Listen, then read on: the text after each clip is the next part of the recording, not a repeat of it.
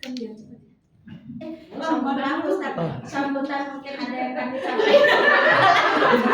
Lagi ngobrol banget ya. Ada yang mungkin disampaikan untuk kacau kali ini acaranya ya. Ya, disampaikan mungkin patah dua patah kata. Alhamdulillah, nikmat sehat terutama iman yang memperjalankan kita semua hari ini ke sini, dan nikmat Islam yang menyiapkan kita, serta nikmat-nikmat lain yang tidak mampu kita hitung ya. Dan yang kami hormati Ustadz, begitu juga dari wilayah yang hari ini Mbak Wati yang mewakili, begitu juga teman-teman yang dari perempuan Denpasar. Kita bisa berkumpul kembali, bisa bersilaturahim kembali setelah sekian purnama. Kita kajian itu kalau tidak salah sebelum pas puasa ya. Pas puasa. Nah itu bulan apa, terus sampai sekarang ini kita baru kajian lagi Ustaz. Jadi memang lama tidak berjumpa dengan Ustaz juga. Alhamdulillah. memang belum ada kajian. Ada saja kesibukan yang kalau kita cari alasannya pasti ada aja gitu. Jadi alhamdulillah hari ini rezeki kita semua adalah rezeki bisa menghadirin kajian rutin kita, dan kita bisa mulai lagi ya Mbak Happy ya. Itu pun kalau Mbak Happy nggak menyampaikan ayo kan kapan teman-teman sudah japri, sudah kok nggak ada kajian gitu.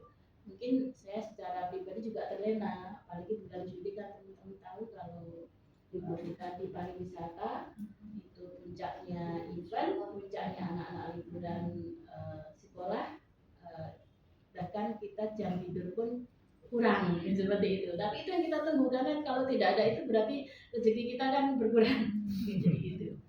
Jadi semoga kita tetap terjalin silaturahmi apapun kondisinya.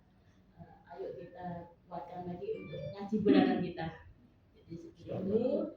Monggo dimulai Ustaz. Dari saya ada yang ada dari Assalamualaikum warahmatullahi wabarakatuh. Waalaikumsalam warahmatullahi wabarakatuh. Oh, sudah.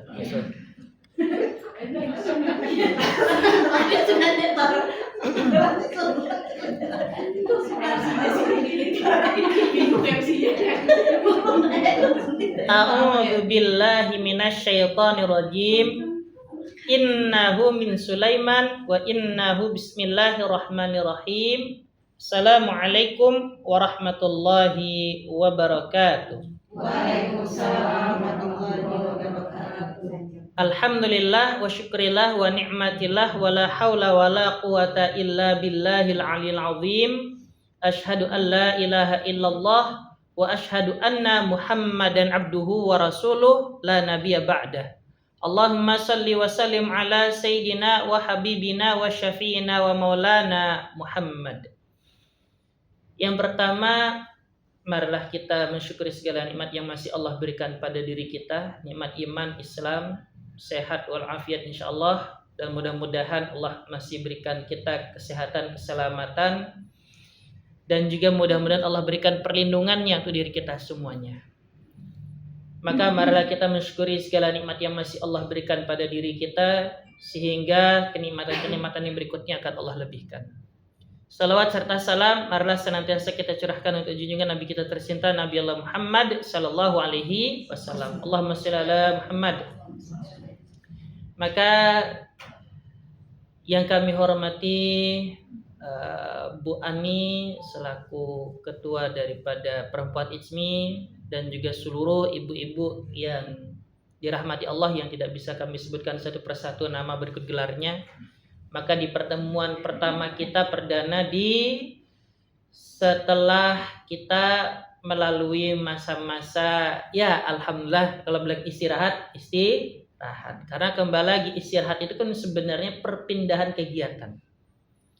Jadi perpindahan kegiatan itu berarti kita ini sedang berupaya untuk meningkatkan lagi suatu bentuk kegiatan-kegiatan yang insya Allah mudah-mudahan bermanfaat. Dan alhamdulillah ketemunya kita ini di tanggal 9 Muharram, yang berarti kita memulainya lagi itu pada saat tahun baru Hijriyah 1447.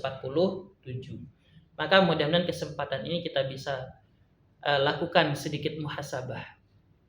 Muhasabah yang pertama yakni bahwasanya bulan Muharram itu pernah dalam suatu khutbah, Umar ibnu Khattab itu dalam khutbahnya mengatakan, hasibu anfusakum qabla an tuhasabu. Hisablah dirimu amal ibadahmu sebelum nantinya Allah itu akan menghisap amal-amal yang kamu miliki. Yang pertama.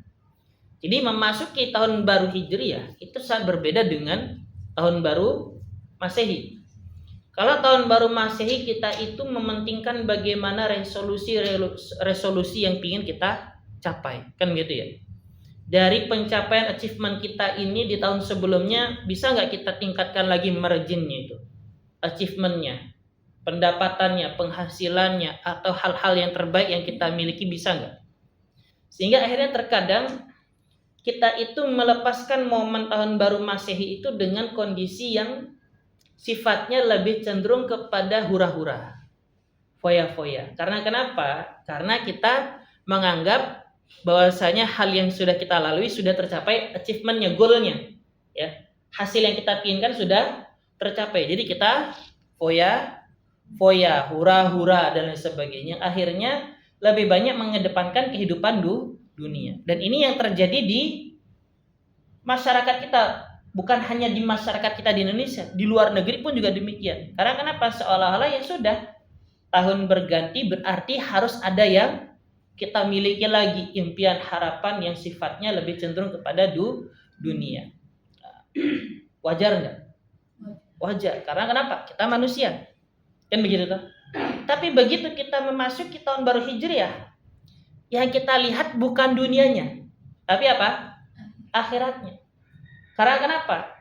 Karena kita tahu hidup kita ini tidak hanya sekedar hura-hura, foya, ya. Yang dalam arti kita menghabiskan sebagian besar hidup kita ini dengan konteks sehari ini sudah mendapatkan ini, besok kita akan meningkat lagi. Tetapi melainkan sekarang ini kita sudah diberikan hidup enak, kira-kira matinya enak enggak? Kan gitu ya. Banyak dari kita tuh memikirkan hidup enak tapi lupa mati enak. Nah, mati enaknya kayak gimana? Makan sambil pizza, mati ya. Mati tahu kesedap pizza itu. Enggak kan? Paham ya? Atau mungkin mati pada saat lagi sedang liburan ke Osaka, Jepang. Ya, kedinginan misalnya. Ya, mati membeku. Enggak juga toh. Ya. Atau mungkin dalam arti mati enak itu mungkin mati dalam kondisi ya punya banyak hal, harta benda dan sebagainya, kekayaan. Tapi pertanyaannya, apakah ini yang digolongkan mati enak? Kan enggak. Ya. Mati enak dalam konteks Islam itu adalah mati di mana kita dalam kondisi husnul khotimah. Mau dia itu kaya, miskin, tapi dia husnul khotimah. Kan begitu. Karena kenapa? Karena yang kaya ngerti matinya dengan membawa kekayaan tidak bisa dibawa semuanya. Hanya yang disedekahkan, dizakatkan, diinfakkan. Kan begitu. Itu yang bisa dibawa. Selanjutnya tidak ada. Kan gitu. Yang miskin apalagi? Gitu. Apa yang mau dia bawa? Kan begitu. Sedangkan kita semua pada saat mati itu pasti dalam kondisi yang sederhana. Tidak kelihatan miskinnya, tidak kelihatan kayanya. Kan gitu. Yang berarti kain kafan kita putih, bersih, lurus semuanya. Jadi kalau kita belajar fardu kifayah, untuk laki-laki berapa lembar kain kafannya? Iya, Dokter Arvina berapa? 3. Iya, 3. Kalau perempuan berapa lembar kainnya? 5. Kan begitu. Paham ya? Kenapa kok perempuan harus 5? Kenapa laki-laki hanya boleh 3? Atau minimal 3? Kenapa? Banyak yang ditutup ya Ustaz. Iya, karena perempuan itu harus ada banyak yang ditutupi. Begitu. Ya. Karena kenapa? Karena perempuan dari ujung rambut sampai ujung kaki itu aurat. Kalau laki-laki itu pusar sampai lutut saja. Begitu. Tapi kembali lagi coba kita lihat bentuk kain kafannya? Dijahit enggak? Enggak. Ya. Nah sekarang kalau misalnya dia ini adalah orang kaya, pakai jas enggak? Oh, enggak. Tetap enggak disuruh pakai kain kafan? Tetap. Kemudian boleh enggak dikasih kantong? Enggak. Kemudian boleh enggak semua harta warisannya ditaruh dalam kuburan? Enggak. Kenapa? Karena Islam itu pada dasarnya mengembalikan urusan hanya pada Allah. Dalam kondisi sebagaimana kita diciptakan telanjang, kita pulang dalam kondisi tidak bawa apa-apa, kecuali dibekali kain kafan. Itu saja sudah pakaian kita. Ya. Saldo miliaran, ketika menghadapi malaikat mungkar nakir bisa disogok? Enggak. Kan gitu ya? Paham dah? Tidak bisa. Ya. Bahkan kita nggak bisa deal-dealan surga mana yang saya pilih nih. Kan gitu toh? Nggak bisa kita deal-dealan. Karena kenapa? Ingat sholat kita, puasa kita, ya, zakat, infak, sedekah kita, haji, umroh kita itu bisa jadi gagal di hadapan Allah. Bisa gagal di yaumil hisab. Apa yang menyebabkan kita masuk surga? Bukan sholat kita yang berpuluhan tahun, bukan puasa Ramadan kita dan puasa sunnah kita yang kita laksanakan setiap tahun. Bukan pula zakat, infak, sedekah yang kita keluarkan kapan saja kita ingin mengeluarkan. Bukan pula haji umroh yang biasa kita lakukan. Begitu. Tapi atas dasar rahmat Allah kita bisa masuk ke dalam surga. Makanya kenapa kita selalu minta rahmatnya Allah. Pada saat kita berada di tahun baru Hijriah, yang kita minta tuh rahmat Allah lebih banyak. Pintu-pintu hidayah yang kita minta lebih banyak. Karena kenapa? Karena setiap dari kita ini selalu dalam kondisi tersesat. Tersesatnya itu bagaimana ya? Seringkali ya kita ini mudah lalai, kan gitu ya? Mudah lalai. Lawang hal-hal yang enak saja, kalau kita terlalu menikmati, bisa masalah enggak? Bisa. Contoh ya, saya ini menikmati air papa adik saya. Saking nikmatnya satu botol sendirian, hasilnya pagi langsung nggak bisa napak bumi itu. Gitu. Berturut-turut soalnya 3 harian. Gitu. Jadi ya alhamdulillah. Karena kenapa? Karena ngerasa enak. Ingat ya, karena ngerasa enak dan kita terlalu menikmati, akhirnya apa yang terjadi? Yang terjadi adalah kita ini ternyata tidak sadar sudah mencelakai diri sendiri. Jadi muhasabah ala nafasnya kita ketika kita masuk tahun baru Hijriah adalah jangan sampai kenikmatan yang kita miliki saking nikmatnya, saking enaknya kita malah lalai, lupa. Bukankah sudah Allah jelaskan? Wal asr innal insana lafi khusr. Gitu. Demi masa manusia itu dalam kerugian. Ya, illal ladzina amanu wa amilus sholihat, kecuali mereka yang beriman dan beramal soleh. Wa tawassaw bil haqq wa tawassaw bis sabr, dan saling menasihati dalam kebenaran dan saling menasihati dalam kesabaran. Kan begitu. Ya. Maka pada saat kita ini belajar untuk memasuki tahun baru Hijriah, ya, maka yang perlu kita lihat adalah amal soleh apa lagi nih yang perlu kita capai, kan gitu. Ya. Kalau dalam dunia bisnis, pencapaian usaha apalagi yang ingin kita capai, kan gitu ya. Berapa profit yang ingin kita dapatkan. Tapi dalam konteks ketika kita berbicara tentang muhasabatun ala nafas, hal-hal apa lagi kebaikan yang bisa kita capai, lakukan, kan begitu. Ya. Makanya sebelum kita ini dihisab oleh Allah, kita hisab dulu diri kita dalam bentuk amal ibadah kita. Karena kita tahu setiap dari kita ini tidak mungkin tidak punya dosa. Setiap tubuh kita ini, anggota tubuh kita ini memiliki peran dosanya masing-masing. Kan gitu toh? Contoh, mata, peran dosanya di mana? Melihat. Kan melihat yang indah-indah. Kan gitu ya? Saking indahnya kita lihat bagaimana? Terpukau, terlena. Bisa nggak kita jatuh dengan kondisi itu? Bisa. Kan begitu toh? Telinga, mendengar. Seringkali kita senang mendengar yang baik-baik, tapi kita kepo dengan keburukan orang. Bener kan? Betul nggak? Iya. Ya. Sehingga akhirnya apa yang terjadi? Semakin kita dengarkan, malah semakin kita ini terlena. Kan gitu ya. Makanya kenapa? Ya, ketika kita ini memiliki dosa, selalu punya jalurnya masing-masing. Setiap kita punya dosa ini tidak ada yang seragam dosanya. Jelas ya? Pasti ada jalur dosanya masing-masing. Kenapa? Karena kita punya sumber-sumber untuk melakukan dosa. Jadi kalau sekiranya kita bertanya pada diri kita, apa salah dan dosaku Allah? Begitu ya. Ya dosa sebenarnya. Tidak ada yang tidak dosa. Dosa semuanya. Kan gitu ya. Dari mata kita bisa berdosa, dari telinga kita bisa berdosa, bahkan dari hidung mencium saja bisa berdosa. Tangan dan kaki apalagi. Ya, makanya kan ada penjelasan di dalam Quran surat Yasin ayat 65, al-yawma nakhtimu ala afwahihim wa tukallimuna aydihim wa tashhadu arjuluhum bima kanu yaksibun. Kan begitu. Mulut dikunci, ya, lisan dikunci, tapi tangan dan kaki yang bersaksi, kan gitu. Akan ada masa mulut dikunci, kan gitu. Betul ya? Lagunya Chrisye kan? Chrisye itu ngambil lagu itu ribuan kali take itu. Dalam arti bukan dalam makna ribuan asli, tetapi berkali-kali take-nya untuk ngambil lagu itu. Setiap kali baca syairnya pingsan. Lanjut lagi baca lagi pingsan. Belum selesai lagunya pingsan. Akhirnya ada satu kesempatan Chrisye bisa menyanyikan lagu itu sekali take. Tapi habis itu Chrisye tidak berani menyanyikan lagi.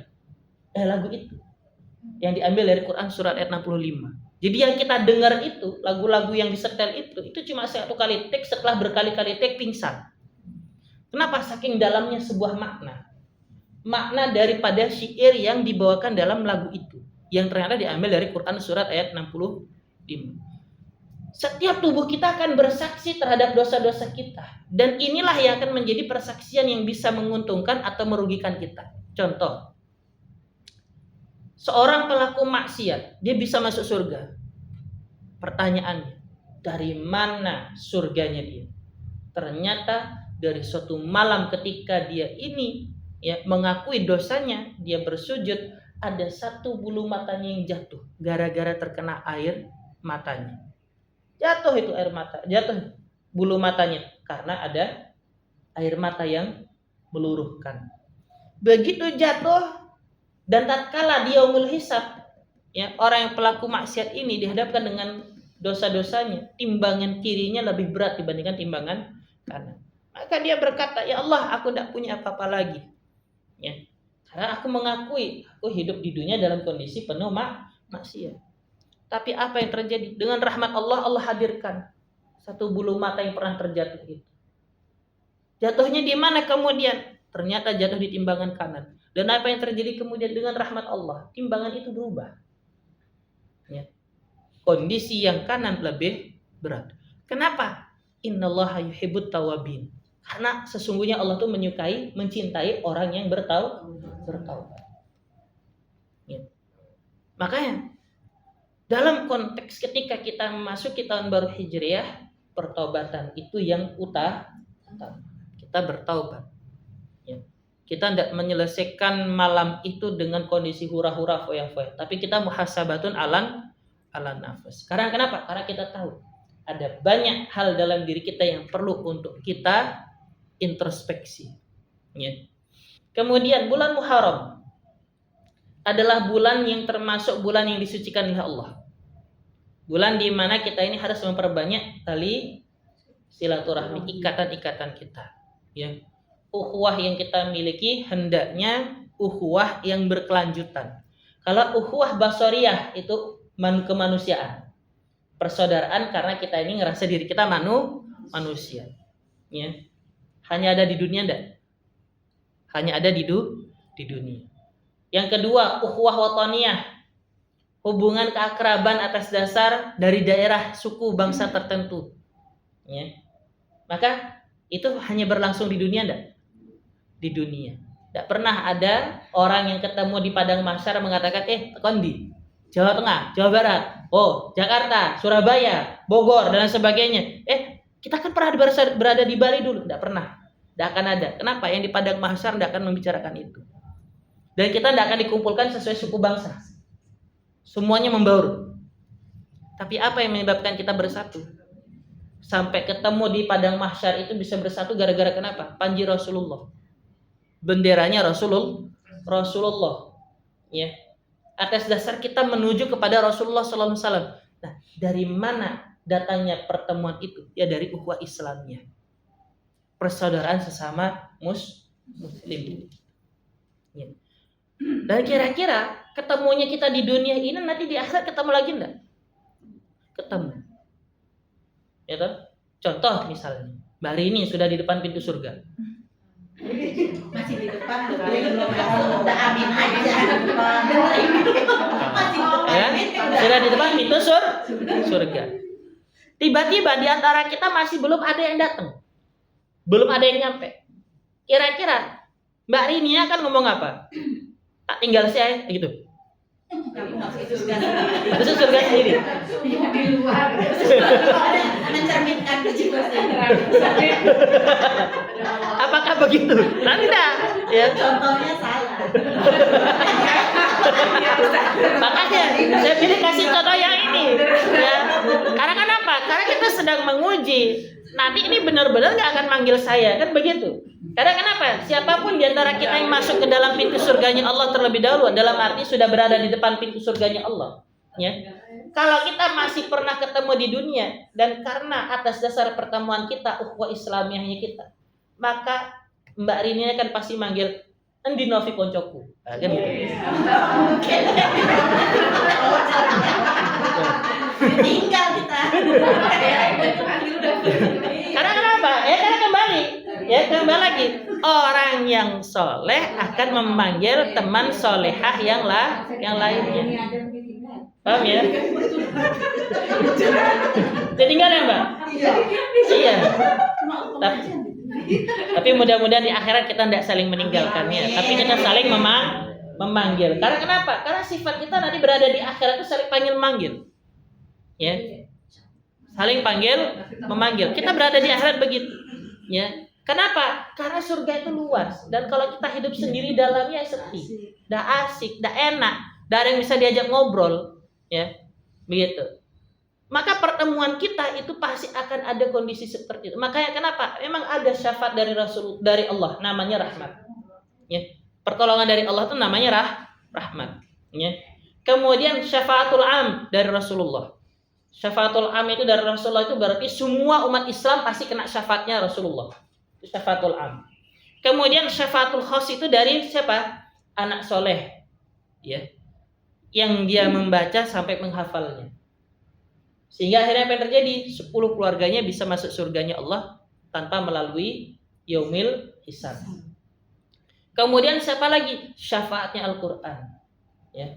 Syafaatnya Al-Quran itu berarti siapa yang membacanya, ya, yang sampai akhirnya menghadirkan anak soleh yang bisa menjadi hafid ini, ya. Jadi anak soleh Al-Quran, kemudian syafaat dari pintu-pintu amal kebaikan, ya.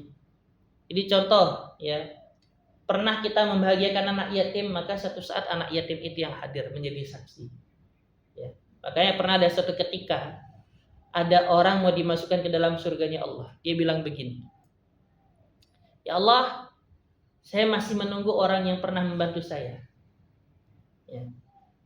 Siapa itu? Guru-guru saya.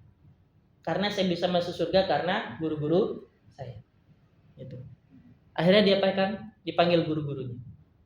Semua guru-guru udah kumpul nih. Dan orang ini pun juga sudah siap untuk dimasukkan ke dalam surganya Allah. Tapi apa kata guru-gurunya ini? Ya Allah, kami tidak akan pernah mau masuk surga selain orang-orang yang telah membantu kami ikut masuk surga bersama kami. Siapa mereka? Mereka lah orang-orang kaya yang menginfakkan harta bendanya agar kami terus berdakwah. Begitu. Maka dipanggillah orang-orang kaya tersebut. Akhirnya ketika orang-orang kaya dipanggil itu, apa yang terjadi selanjutnya?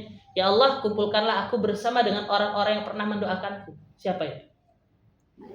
Anak yatim. Ketemu nggak lingkarannya? Ketemu. Dan mereka masuk surganya Allah. Dan atas dasar ini, maka orang-orang soleh itulah saling panggil memanggil. Makanya, ya, jangan pernah merasa kita ini masuk surga sendiri. Karena surga itu untuk seluruhnya. Kita bisa beribadah dengan baik, tapi tidak bisa bermuamalah dengan tetangga, bahaya. Bahaya. Orang ini sudah Allah tempatkan masuk surga. Tapi kalau tetangganya ngomong, ya Allah, aku pernah dizalimi sama orang ini. Terlambat nggak dia masuk surganya Allah? Terlambat. Karena kenapa? Dosa hakul adam itu lebih berat ketimbang dosa kita kepada Allah. Kalau kita dosa pada Allah, istighfar cukup. Salat sunat taubat cukup. Ya kan? Memperbaiki ibadah cukup. Tapi kalau kita punya dosa sama manusia, kira-kira, ya Allah, orang ini loh yang Kau berikan rahmat, tetapi dia masih punya hutang dosa sama aku, maka bisa jadi orang itu akan tertunda untuk masuk ke dalam surganya Allah. Dan bahkan bisa jadi dibalikkan kedudukannya, makam kehidupan akhiratnya bisa dibalikkan. Ya, makanya kenapa dikategorikan orang muflis itu yang begitu? Ya, muflis itu artinya bangkrut. Bukan bangkrut karena tidak punya harta benda, bukan bangkrut yang tidak punya anak keturunan, tetapi mereka yang bangkrut karena telah menzalimi orang lain. Ya. Jadi dalam konteks ketika kita memasuki bulan Muharram ini, ya, hendaknya kita memperbaiki dan memperbanyak amal ibadah kita dengan cara apa? Menjaga hubungan silaturahmi. Nah, yang ketiga, tadi kita menyinggung anak yatim kan?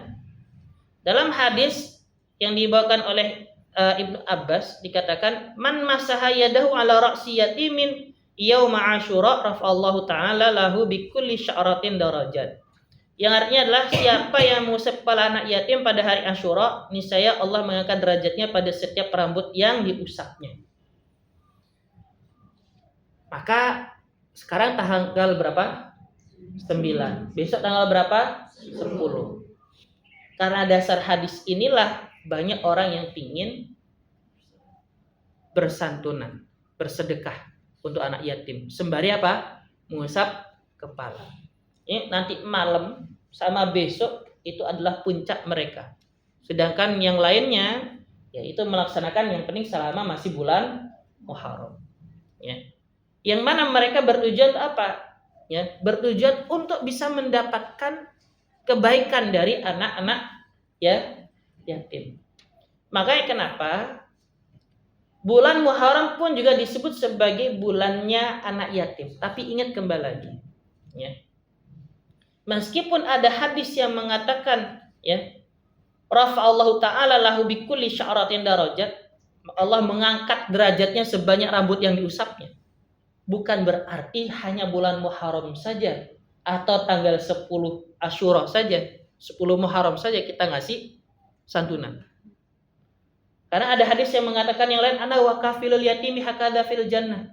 Aku dan orang yang memelihara anak yatim itu begini kondisinya di surganya Allah. Ya, sambil mengangkat dua jari. Jari tengah dan jari telunjuk. Yang tujuannya untuk apa? Tujuannya adalah agar kita ini mau untuk memelihara, menjaga anak-anak yatim. Baik, sekarang kita pelajari masalah anak yatim.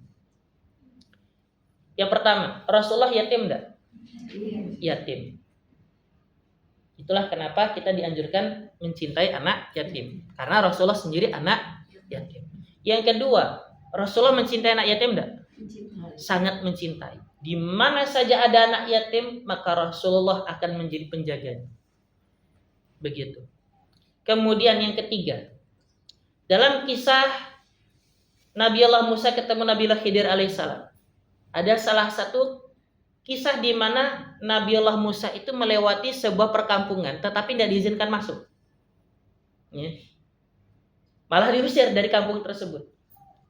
Akhirnya apa yang terjadi? Nabi Allah Khidir mengatakan kepada Musa, wahai Musa, marilah kita pergi ke bangunan itu. Dan bangunlah temboknya. Nabi Allah Musa kan orangnya kritis. Saking kritisnya semuanya ditanya. Mulai dari yang pertama apa? Kisahnya, kenapa kok kapalnya dilubangi? Ini kapal baru dilubangi. Gitu. Pertanyaan pertama kan gitu. Pertanyaan yang kedua, anak kecil lagi mainan, kok dibunuh? Kan gitu. Ya, wajar nggak kita kepo? Wajar. Ya. Kapal baru dilobangi, anak kecil masih kecil dibunuh. Kemudian yang ketiga, kita ini loh disakiti sama penghuni, sama orang-orang kampung. Lah kok kita disuruh bangun gedungnya, bangun rumahnya? Maka Nabiullah Khidir berkata kepada Nabiullah Musa, sekarang sudah cukup ilmu yang kuberikan pada engkau ya Musa. Maka aku jelaskan perkaranya. Yang pertama, kenapa kita lobangi kapal? Karena itu kapal punya nelayan. Yang mana nelayan itu akan memasuki daerah di mana rajanya sangat zalim. Kezalimannya apa? Dia akan mengambil semua kapal-kapal yang bagus untuk dimiliki oleh pihak kerajaan saat itu. Maka aku lobangi biar ada cacatnya sehingga kapal itu tidak akan diambil. Maka aku menyelamatkan nelayan itu. Yang kedua ya Musa, kenapa aku harus membunuh anak kecil yang sedang bermain? Padahal kita ketahui anak kecil itu pastinya dalam kondisi fitrah kan? Ya, suci. Tidak ada dosa sama sekali. Kenapa aku suruh engkau untuk membunuhnya? Ya. Dan kenapa aku membunuhnya ya Musa? Karena gara-gara anak kecil tersebut orang tuanya yang ahli ibadah bisa masuk neraka. Karena kenapa? Karena akibat kekafirannya. Begitu. Maka aku bunuh anak tersebut. Biar kenapa? Biar orang tuanya tidak masuk ke dalam nerakanya Allah disebabkan anak tersebut. Dan anak tersebut pun juga tetap akan masuk surga bersama orang tuanya. Nah sekarang pertanyaanmu tentang masalah gedung ini, rumah ini, bangunan ini. Mengapa aku suruh engkau membangunnya? Karena ini adalah warisannya anak yatim. Kalau sampai gedung ini hilang, bangunan ini hilang, ya, maka anak tersebut tidak akan pernah mendapatkan warisannya. Sedangkan anak tersebut dalam kondisi yatim piatu. Maka memelihara anak yatim versi Nabiullah Khidir berarti membangunkan sesuatu yang sekiranya nanti akan bisa dipakai, dipergunakan. Yang jadi pertanyaan sekarang, apakah kita menyantuni anak yatim di bulan Muharram termasuk kafilul yatim? Apakah kita yang menyantuni anak yatim di bulan Muharram termasuk kafilul yatim? Yang memelihara anak yatim? Termasuk enggak? Enggak termasuk. Kenapa alasannya? Memelihara itu apakah hanya dalam satu hari saja pemberian? Enggak toh? Bulan Muharram saja tidak termasuk. Iya. Kalau selamanya. Iya. Jadi maksudnya bagaimana? Maksudnya adalah begini. Ketika kita ini ingin memelihara anak yatim, jangan hanya melihat anak yatim di bulan Muharram. Bulan-bulan berikutnya anak yatim itu juga perlu makan minum, perlu untuk dibahagiakan, kan begitu? Coba kita perhatikan, ya, bagaimana Allah memberikan isyarat, ya. Ara'aital ladzi yukadzibu biddin fadzalikal ladzi yad'ul yatim wala yahuddu ala ta'amil miskin. Apakah engkau tahu siapa yang mendustakan agama? Merekalah yang menghardik anak yatim dan melarang memberi makan orang miskin. Atau yang enggan memberikan makan orang miskin. Sekarang yang jadi pertanyaan, orang miskin hanya makan di bulan Ramadan? Tidak. Kan gitu ya? Fakir miskin kan makannya setiap hari. Berarti zakatnya jangan hanya keluar bulan Ramadan. Yang keluar di bulan Ramadan hanya zakat fitrah. Tapi zakat mal bisa keluar kapan saja. Kalau sudah haulnya setahun. Kalau sudah nisabnya 85 gram emas. Terus infak sedekahnya pun juga jangan hanya keluar di bulan Ramadan, kan begitu. Anak yatim, apakah hanya makannya di bulan Muharram? Tidak, di bulan yang berikutnya pun juga harus makan, kan begitu. Maka jangan sampai kita ini terobsesi dengan bulan Muharram, akhirnya ngerasa kan uwes bulan Muharram. Kan begitu toh? Paham ya? Akhirnya setahun sekali makannya. Akhirnya 11 bulan berikutnya anak yatimnya puasa. Ada orang bisa puasa selama 11 bulan? Nggak ada. Kan gitu toh? Maka dalam konteksnya mereka ini yang perlu untuk dipelihara itu dalam arti kalau bisa kita berikan, ya, maka berikanlah. Maka dalam konteks begini, kalau sekiranya Pitsmi memiliki suatu bentuk kegiatan dan kita ingin dapat bersama-sama, misalnya ya, silahkan cari saja anak yatim 1, 2, 3 untuk dijadikan anak asuh. Ya, tidak perlu banyak-banyak. Ya. Yang kalau sekiranya setiap bulan sekali, ya, ketika ada pengajian undang aja ibunya. Karena kenapa? Mana lebih utama? Anak yatim apa janda? Janda. Iya. Tapi kan janda kaya toh, Bu. Nah, ya kan? Terus anaknya, jandanya lihat lagi nih, anaknya usia berapa? Kan gitu. Ya. Jadi ya. Paham ya? Dalam arti janda di sini yang memiliki anak yatim. Anak yatim itu 0 sampai kapan dia balik? Nah, sekarang saya mau tanya, ada berapa klasifikasi yatim itu? Ini sebelum saya lanjutkan ke sana. Ada berapa klasifikasi yatim? Yatim yang pertama itu disebut sebagai yatim, yaitu yang kehilangan bapaknya. Nah, ini yatim yang dalam istilah. Yatim dalam apa? Istilah. Ya, ini anak yang kehilangan bapaknya. Yang berarti kenapa kok Rasulullah itu menganjurkan untuk memberikan makan kepada anak yatim, bukan kepada piatu? Karena piatu masih punya bapak yang masih bisa ngasih nafkah, karena nafkah itu kan urusan laki-laki. Sedangkan yatim tidak punya bapak, maka ini dianjurkan untuk diberikan apa? Santunan, perlindungan. Paham ya? Gitu. Jelas ya? Nah, kemudian ada yatim, tetapi yatim secara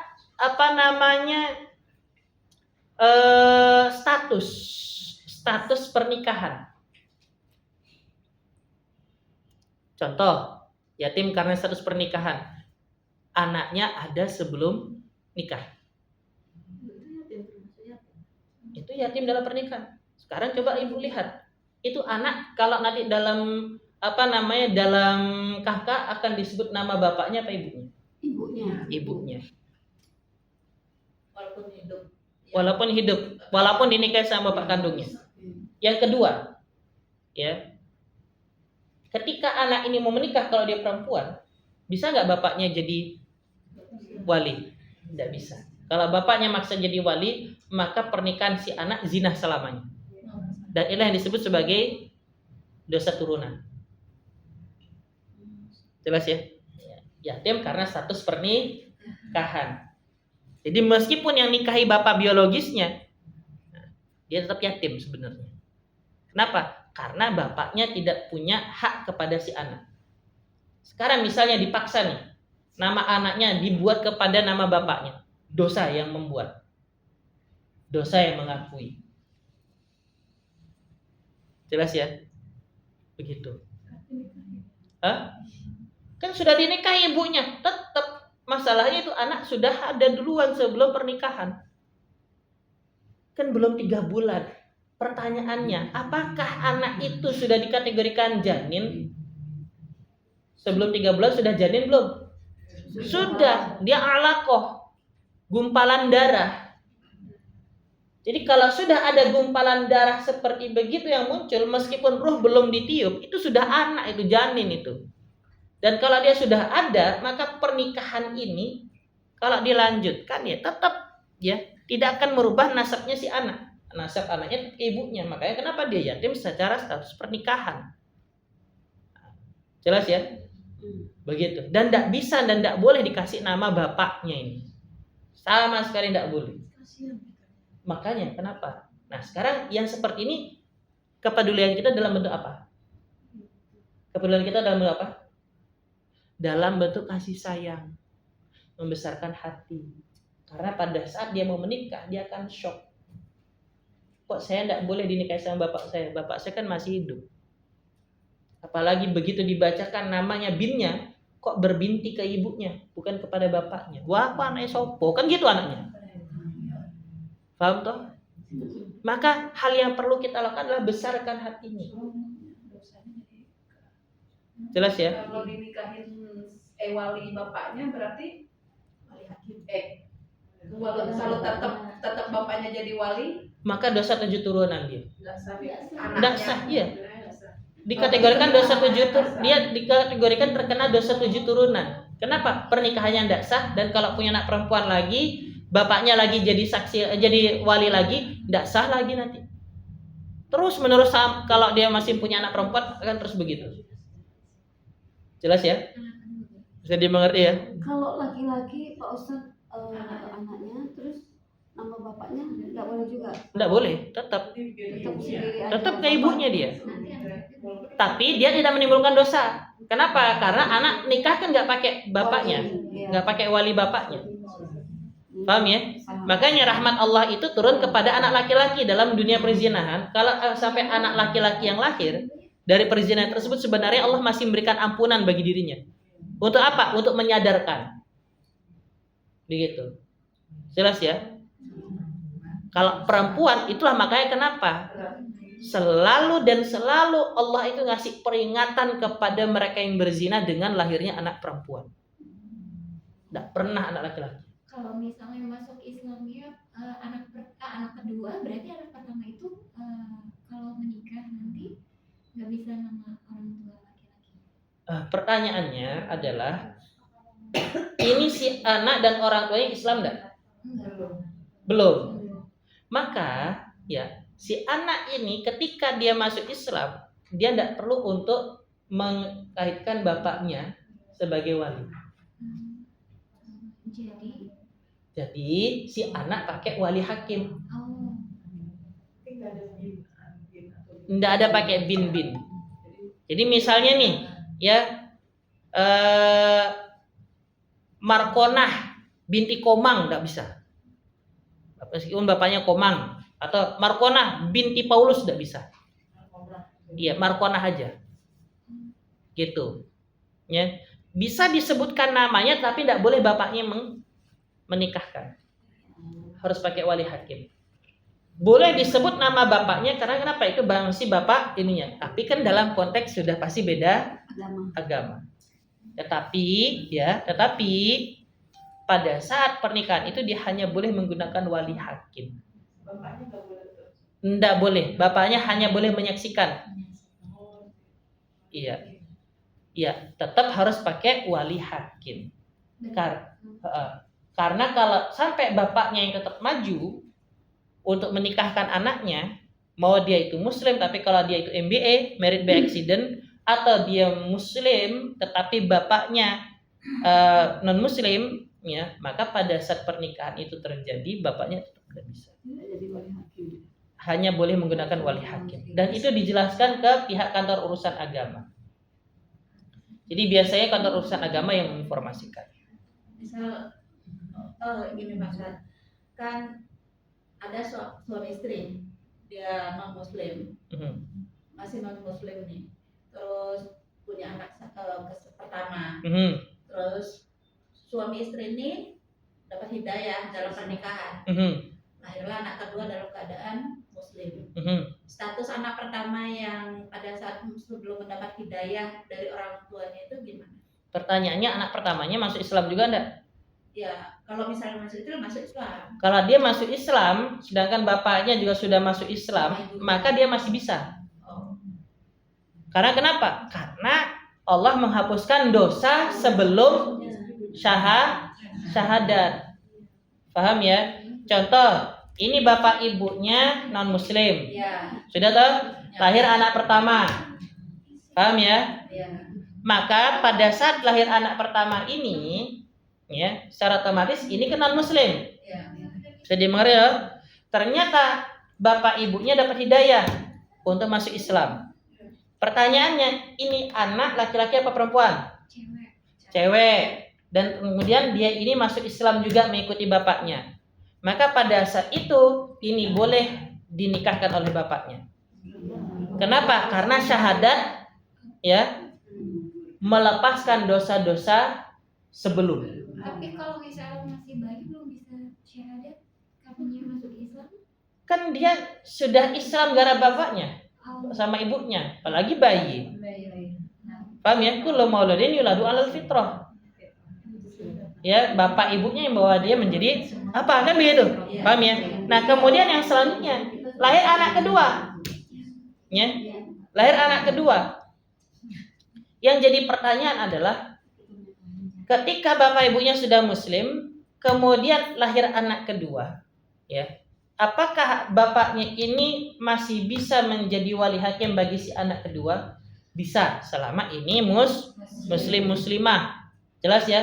Nah, sekarang ingat hukumnya kan kembali lagi pada pernikahan. Ini kan baru masuk Islam nih, keduanya. Perlu nggak ngadakan nikah ulang? Iya, sebenarnya perlu. Karena kenapa? Inilah yang menyebabkan si anak ini bisa ada wali. Sedangkan sebelumnya pernikahannya dalam konteks non muslim sebelumnya. Paham ya? Di KUA diterima itu. Hah? Di KUA diterima. Iya. Iya. Karena begini, karena begitu mereka ini masuk Islam, kan pernikahan sebelumnya bukan pernikahan yang secara Islami. Begitu loh. Maka ini keduanya harus tajridun nikah dengan konteks rukun nikah itu, ya.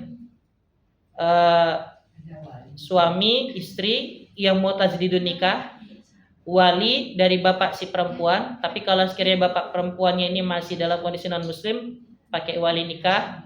Kemudian pakai wali hakim, ya. Kemudian saksi yaitu dua pria dewasa muslim, ya. Kemudian akad itu adalah ijab kabul yang hendaknya juga diberikan mahar. Jelas sampai di sini. Makanya kenapa bagi mereka yang baru masuk Islam suami istri, hendaknya mereka tajridun nikah. Begitu. Paham ya? Tujuannya itu apa? Kalau sekiranya ada anak lahir lagi, dia sudah dalam kondisi bukan anak di luar nikah. Kalau ini belum nikah lagi, ya, hanya masuk Islam saja, maka dikhawatirkan status anak ini bermasalah. Cuma arsip negara, administrasi negara bagaimana? Mereka hanya melihat ini sebagai pernikahan yang pertama. Tidak perlu ada pernikahan yang selanjutnya. Tapi dalam hukum Islam bisa bermasalah. Harus ya. Paham loh? Berarti saya juga punya sahabat Ustaz. Jadi dia punya anak perempuan, terus waktu merit itu kayaknya sudah isi gitu juga. Terus nikah, yang nikah kan bapaknya. Terus berarti harus nikah ulang. Ya, harus tajridun Kasihan nikah. juga begitu ingat tadi, kasihan banget. Maksudnya secara akhirnya melihat secara ini juga penuh masalah. Iya. Gitu. Itulah kenapa orang tua dulu itu selalu mengkaitkan kalau ada masalah di dalam rumah tangga, hendaknya mereka tajridun nikah. Jadi tajridun nikah itu ya, yang selalu dibilang sebagai bangun nikah, ya. Itu ya, bangun nikah kan bahasa Arabnya tajridun nikah. Itu kalau dalam hukum syar'i itu karena ada proses talak. Ya. Talak pertama cukup istighfar. Talak kedua cukup istighfar. Nah, talak ketiga, ya, itu kan sudah ada rujuk tuh, ya. Cuma kondisi ketika orang ini dalam kondisi kok kita nikah ekonominya sulit, kayak tidak ada perkembangan ekonomi. Kok kita nikah hubungan rumah tangga kayaknya selalu tidak harmonis. Kok kita nikah saya sakit, istri sakit, anak-anak sering sakit-sakitan. Nah, sudah tahu? Saya nikah, kok saya sering kali kena musibah. Apakah kita perlu tajridun nikah? Sangat perlu. Karena sudah bilang talak itu. Enggak, karena ada 4 kondisi. Atau ada kondisi yang lain yang menyebabkan kok kayaknya tidak tenang ya berumah tangga ini ya. Maka orang tua zaman dahulu selalu mengatakan, wes bangun nikah ulang. Kenapa? Ya itu untuk menghilangkan yang seperti itu. Karena kenapa? Yang dikhawatirkan ada salah dalam proses akadnya. Paham dong? Iya. Iya. Kemudian ternyata yang hamil, Iya. anaknya lahir. Iya. Ada satu keluarga sudah anaknya ini anaknya siapa? Anak bapaknya. Padahal sudah putus cerai. Jadi nanti anaknya gimana? Hukum pernikahan agama dengan pernikahan negara itu berbeda. Ya. Hukum pernikahan agama selama perempuan itu hamil sebenarnya tidak ada cerai. Iya, tidak ada cerai. Tidak ada cerai itu sebenarnya. Dalam arti tidak jatuh talak itu. Iya.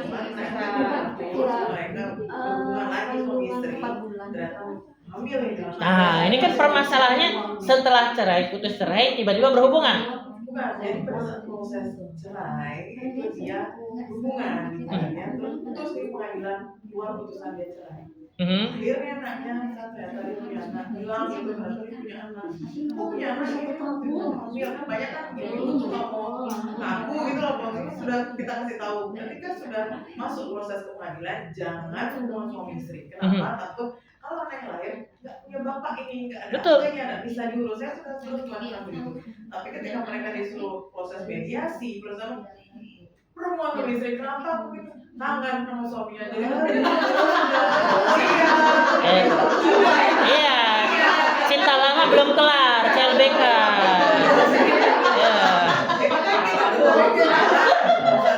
Bapak kita sudah ngasih tahu Iya.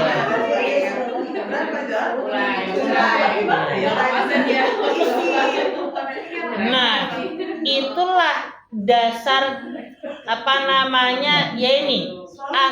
Iya. Sama suaminya atau istrinya. Ya karena cerai gitu saya benar-benar. Iya. Santai juga sebagai kuasa hukum. Marahin aja Bu, marahin Bu, marahin. Tapi pada saat cerai, kita suruh ngajuin lagi. Akhirnya diputus sama hakim misalnya kayak gitu. Gimana ya? Itu perlu dimarahin. Jadi begini, kemudian status anaknya bagaimana?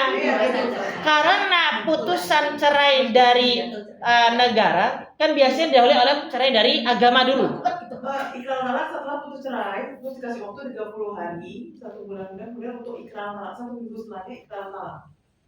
Itu sudah ikrar talak, karena si perempuannya hamil. Aduh. Berarti anaknya itu masih punya bapaknya sebenarnya. Sama bapaknya. Iya. Karena kenapa? Karena begini, sebelum jatuh ikrar talak mereka berhubungan. Secara ketika mereka berhubungan kan berarti sudah ada pembuahan, dan setiap pembuahan itu pasti menghasilkan alaqah, dan alaqah itu yang disebut sebagai janin. Paham ya? Berarti kalau secara hukum agama pertanyaannya adalah apakah bapaknya masih bisa jadi wali? Masih. Karena kenapa? Karena belum jatuh talak. Namun beda kondisi bila mana talak syar'inya sudah muncul dulu sebelum cerai pengadilan. Paham ya? Kalau sekiranya talak syar'inya sudah muncul dulu, kemudian mereka ribut-ribut di persidangan sampai akhirnya nunggu keputusan, besok gimana keputusan hakim? Iya ya, kalau gimana mumpung kita bisa ngelepas tangan sebelum terakhir, kita enak dulu ya gitu misalnya. Mengemban gitu ya biar ada yang ini. Dan ini ibunya udah punya pacar lagi. Nah, lagi anaknya gimana nanti sama bapak barunya atau bapak asli? ketika sudah ada pencampuran sperma, ya, ketika sudah ada pencampuran sperma, ya, maka status anak ini dalam konteks agama tidak bisa kepada bapaknya. Karena kenapa? Karena hanya DNA yang menunjukkan bahwasanya ini anak punya siapa? Punya si mantan suami ataukah punya si pacar baru? Kan begitu. Kalau sekiranya ini punya si suami, ya, maka sebelum adanya pernikahan itu terjadi, dia masih bernasab kepada si bapak. Karena perceraian belum terjadi, meskipun dia sudah berhubungan dengan pacar baru. Begitu. Jelas ya? Begitu. Tetapi rusak ini anak. Iya, kasihan rusak. Karena kenapa? Karena ada pencampuran di saat dia sudah bercampur dengan yang sebelumnya, ya. Makanya begini ya Bu ya, laki-laki itu selalu punya bekas, bekas sperma itu selalu membersamai perempuan selama 3 bulan. Makanya kenapa masa iddah itu 3 bulan. Jelas ya? Jadi kalau sampai ada perkawinan sebelum selesai masa iddah dan anak itu muncul, maka anak ini tidak bisa diketahui siapa bapaknya. Istilahnya, Nggak paham biasanya. nah itu sudah. Oh, Iya. Nah, gandeng yang baru biasanya gitu. Nah, itulah yang terjadi permasalahan di sekitar kita, masyarakat kita. Jadi gak usah heran. Karena kenapa? Karena kita hidup dengan kondisi masyarakat yang majemuk. Ya. Perlu diketahui kenapa kau dikatakan rusak? Ya. Kenapa kau dikatakan rusak keturunannya? Karena ini ibaratkan ember. Dikasih air yang harusnya ini terisi oleh air yang pertama, tiba-tiba dicampuri oleh air yang kedua. Nah, pertanyaannya, ini anak pencampuran dari mana? Kan begitu. Paham ya? Makanya kenapa inilah yang bermasalah dalam nasab. Oh iya sih. Itu. Kalau Masalah kita Iya. kita sudah jalan, ternyata si perempuan ibunya ini selingkuh. Dia kan sama yang baru, tapi dia masih punya suami, cerai dia. Kan mau pacaran nih, pada saat dia menikah dia dipikirnya anak bapak yang ternyata kan dia sudah selingkuh. Ini anaknya gimana? Anaknya siapa? Sekarang yang jadi pertanyaan adalah, ini selingkuhannya sama dia sudah nikah belum? Selingkuhannya sama dia sudah nikah belum? Nah, berarti dia nanti bernasab kepada ibunya. Iya, dia tidak bisa memiliki, tidak bisa mengatakan ini punya bapak yang pertama. Sedangkan dia sudah selingkuh selama masa iddah. Paham? Itu sudah. Memang kejadian begitu banyak. Saya juga punya klien begitu. Dalam arti sampai akhirnya kita ini harus memikirkan ya untuk menegaskan. Iya. Makanya kenapa saya bilang kalau ketemu kayak gitu ya Bu ya, marahi aja. Saya lu sering marahin orang. Saya sering marahin. Kita yang anak sering-sering. Anak saya. Iya. Bapaknya tidak diketahui. Anak gadis bapaknya diketahui ya. Kemudian waktu ibunya hamil dinikahkan sama orang. Ya. Keadaan hamil. Waktu ibunya hamil dinikahi sama orang tapi bukan bapak biologis. Bukan bapak biologis. Baik. Sudah gede kayak hamil. Ya. Lahirlah anak ini. Ya. Bapak yang menikah ini diakui sebagai bapaknya, ibunya yang tidak bisa karena bapak yang dinikahinya itu hanya bisa di dalam akte dianggap mengadopsi. Itu jadi tulisannya biasanya ditulis anak adopsi atau anak yang diangkat, harusnya begitu. Terus, Kan begitu. Cerailah, tapi nikah siri loh. Apalagi Ya. jelas ya. Kalau yang seperti itu tidak bisa, malah tidak bisa masuk ke akte. Anaknya itu akan tetap kepada binti ibunya. Ya. Terus ibunya ini lagi nikah siri. Punya anak laki-laki. Ya. Terus disahkan. Habis disahkan tuh wali hakimnya itu kan tidak punya saudara. Boleh saudara tirinya? Tidak boleh. Jadi begini, ketika anak ini tidak bernasab kepada bapaknya, mau dia itu ada yang menawarkan dari pihak bapaknya, ya mengatakan saya pamannya. Kalau bapaknya tidak bisa jadi wali hakim, setidaknya saya pamannya. Tidak bisa. Harus wali hakim. Mentoknya harus di wali hakim nikahnya. Karena kenapa? Karena bapaknya saja sudah tidak menjadi nasab bagi si anak. Bagaimana keluarga bapaknya akan bisa jadi wali bagi si anak? Iya. Jadi ini anak perempuan kalau dia ketemu dengan bapak biologisnya, karena dia tidak bernasab, ini anak perempuan harus tutup aurat. Bukan muhrimnya. Bukan. Iya. Karena kenapa? Karena ini bapaknya kan yang boleh melihat aurat si anak perempuan siapa? Bapak kandung toh yang terlibat dalam pernikahan. Jelas? Nah, kemudian yang selanjutnya, kalau sekiranya ini anak perempuan lahir dari perempuan yang seperti begini, kemudian dia bercerai dengan yang laki yang sebelumnya suaminya, muncul bapak sambung. Bapak sambungnya kan nggak boleh ngeliat auratnya ini. maka bapak kandungnya itu karena dia hadir sebelum anak inilah dia menikah, setelah anak ini ada, maka dia seperti bapak sambung. Jadi menafkahi anak ini bukan karena kewajiban, melainkan menafkahi anak ini karena sedekah. Makanya kenapa disebut ini pun juga bisa jadi kafilul yatim sebenarnya dalam dunia pernikahan. Gitu. Paham ya? Karena kenapa? Si anak berbinti kepada ibunya, bukan kepada bapaknya, binnya. Jadi mengerti di sini. Nah, ini pembahasannya agak panjang seharusnya. Lagi satu. Iya.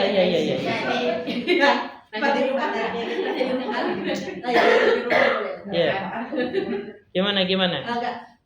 Misalnya itu sudah terjadi kan ya? Iya. Sudah terjadi karena khilafiyah mungkin menikah. Bukan khilafiyah. Kalau khilafiyah itu apa namanya cabang ya. Jadi karena khilaf ya. Ya, berarti karena mungkin malu, jengah ya. Karena loh kok pakai wali hakim, kan akhirnya bapaknya itu memaksakan. Nah, itu sudah terjadi nih, ternyata dia sudah punya cucu dari itu. Terus statusnya itu apa? Dia membangun nikah lagi atau bagaimana? Jadi begini. Ya.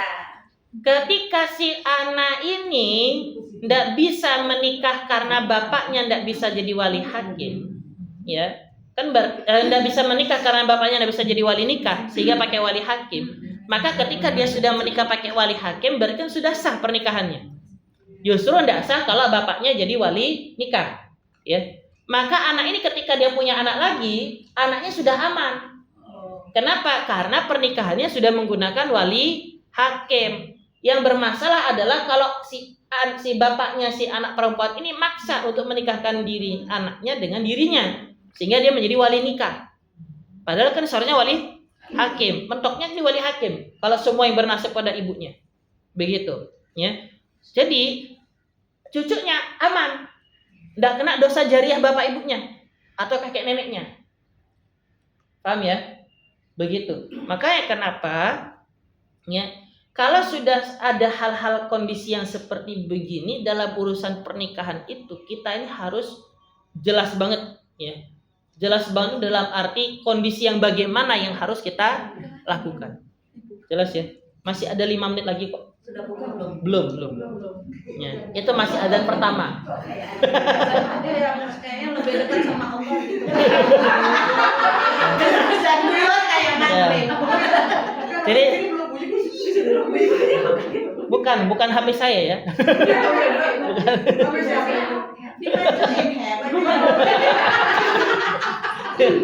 Mbak Happy Maya lagi sedang tebal kuat. Jadi sudah rindu sama adzan.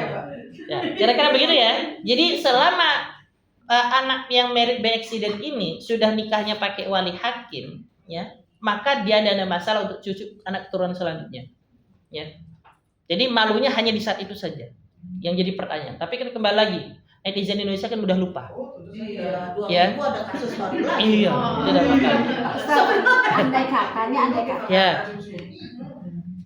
Ada klien soalnya. Saya janda nih ya. Ya.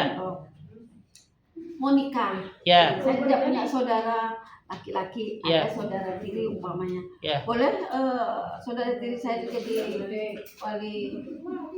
Oh, enggak boleh. Harus wali hakim. Karena kenapa? Wali itu dari pihak laki-laki.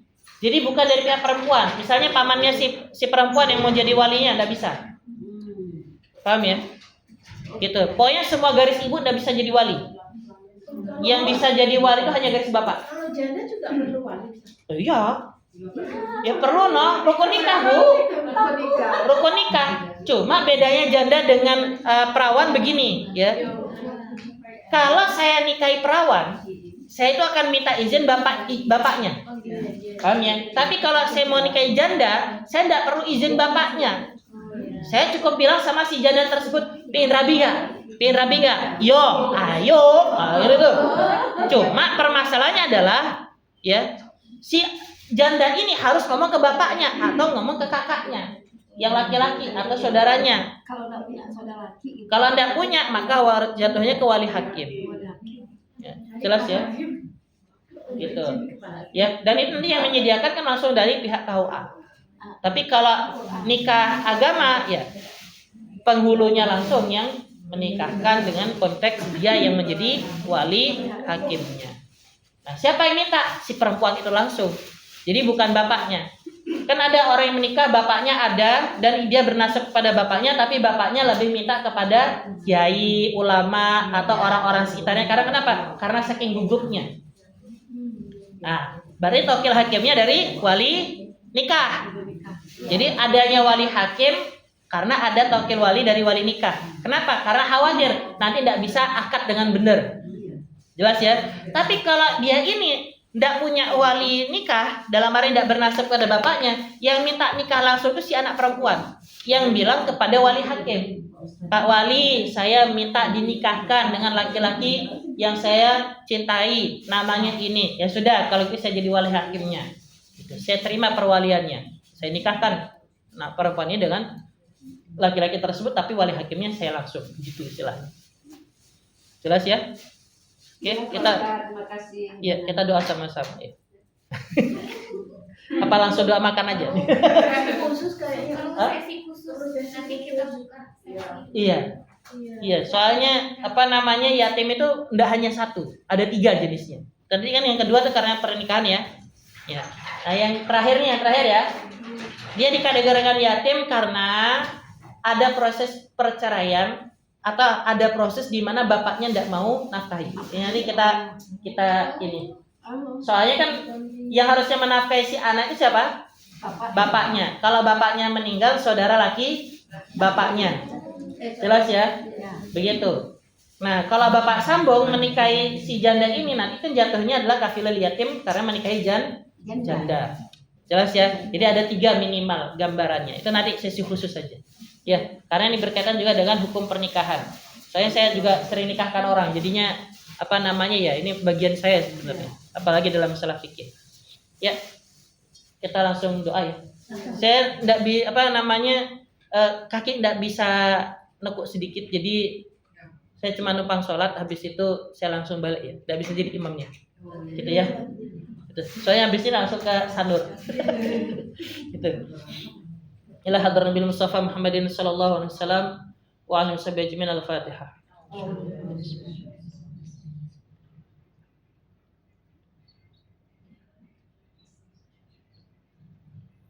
A'udzu billahi minasyaitonir rajim. Innahu Sulaiman wa inna bismillahirrahmanirrahim. Alhamdulillahirabbil alamin hamdan hamidin hamdan na'imin hamdan syakirin hamdan yuwafi ma yukafi mazidah ya rabbana lakal hamdu kama yanbaghi li jalali wajhikal karim wa li 'azimi sultanik. Allahumma fir lana dzunubana wa dzunuba walidina warhamna kama rabbayana shighara. Allahumma fir lil muslimina wal muslimat wal mu'minina wal mu'minat al-ahya'i minhum wal amwat. Allahumma innaka 'afuwun karim tuhibbul 'afwa fa'fu 'anna ya karim. Allahumma inna nas'aluka ridhaka wal jannah wa na'udzubika min sakhatika wan nar. Allahumma ya Fattah ya Razzaq iftah lana abwaaba rizqana ya Allah. Allahumma in kana rizqana fis sama' fa anzilhu wa in kana fil ardi farijhu wa in kana musiran fayassirhu wa in kana ba'idan faqribhu wa in kana haraman fatahhirhu wa in kana qabihan fajamilhu wa in kana karihan fakarimhu wa syarifhu bihaqika ya Allah bihaqika Nabi Muhammad Rasulullah sallallahu alaihi wasallam. Allahumma barik lana umurana wa umur walidina wa umura auladana. Allahumma barik lana fima razaqtana minal benar. Rabbana zalamna anfusana wa illam taghfir lana wa tarhamna lanakunanna minal khasirin. Rabbana atina fid dunya hasanah wa fil akhirati hasanah wa qina adzabannar. Alhamdulillahirabbil alamin. Al-Fatihah.